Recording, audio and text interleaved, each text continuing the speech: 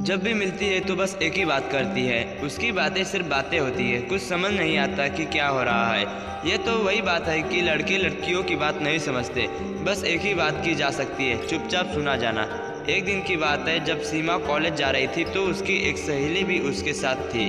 कार्तिक हर दिन यही सोचता कि कब वह अपनी बातें बताएंगी, लेकिन कोई ना कोई तो उसके साथ रहती थी। बात करने का भी समय नहीं मिलता था। कार्तिक और सीमा 3 साल से कॉलेज में एक साथ पढ़ रहे थे, लेकिन कार्तिक को भी अपने बारे में बताने का मौका नहीं मिला। आज भी भाग दौड़ी भरी जिंदगी में कार्तिक को सीमा को समझने में 1 साल लग गया, दूसरे साल बताने में, लेकिन बताने में भी बहुत समय लग गया। तीसरा साल चल रहा था, लेकिन कार्तिक को कुछ पता नहीं चल पाया कि वह सीमा से कितना प्यार करता है। कैसे बात करे, सीमा से बात करना बहुत मुश्किल था। कार्तिक को कुछ समझ नहीं आ रहा था, कैसे अपनी बात कहे। कार्तिक ने सोचा कि एक खत लिखकर सीमा को दे दूं। यही एक रास्ता लग रहा था, लेकिन कार्तिक ने सोचा कि वह सीमा को लेटर कैसे दे सकता है। तभी तो कार्तिक उसे एक किताब में रखकर सीमा को दे देगा, लेकिन सीमा वह किताब क्यों लेगी। अब फिर से कार्तिक अपनी सोच में डूब गया, उसे कुछ समझ नहीं आ रहा था। अगले दिन कार्तिक को मुलाकात सीमा से हुई।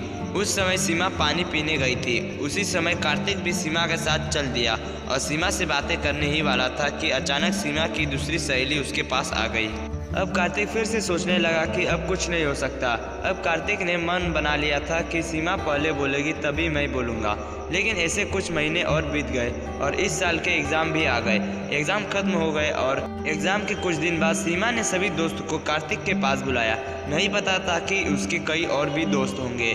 कार्तिक ने मन ही मन सोच रहा था कि आज वह सीमा से ज़रूर बात करेगा, लेकिन जैसे ही कार्तिक ने अपनी बात कहनी चाहिए तभी सभी दोस्त वहां आ गए। अब कार्तिक समझ नहीं पाया यह सब क्या हो रहा है। फिर सीमा थोड़ा मुस्कुराई और अपने बैग से कुछ कार्ड निकाले और ये कार्ड सीमा की शादी के लिए दे दिया। कुछ ही दिनों में सीमा की शादी होने वाली थी। तब कार्तिक को समझ आ गया कि लड़कियां सिर्फ बातें करती है और वो किसी से भी बात करती है। हमें समझ नहीं आता, कुछ बातें हमें समझ नहीं आती, इसलिए क्या होता है हमें पता नहीं हो चलता।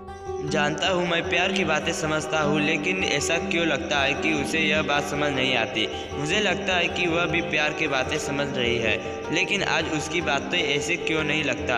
आज बहुत कुछ बदल गया है, उसकी बातें भी बदल गई है। ये बदलाव क्यों आया, कुछ समझ नहीं आ रहा। ये बात का पता लगाना है। वह लड़की के पास जाता है, वह आज क्यों बदल गई है, जबकि वह कहती थी कि प्यार का फर्ज याद रखना होता है और मैं तुम्हें रास्ते में नहीं छोड़ना चाहती। आज मुझे ऐसा लग रहा है वह सब कुछ भूल गई है जो उसे नहीं करना चाहिए था, लेकिन पता नहीं वह ऐसा क्यों कर रही है।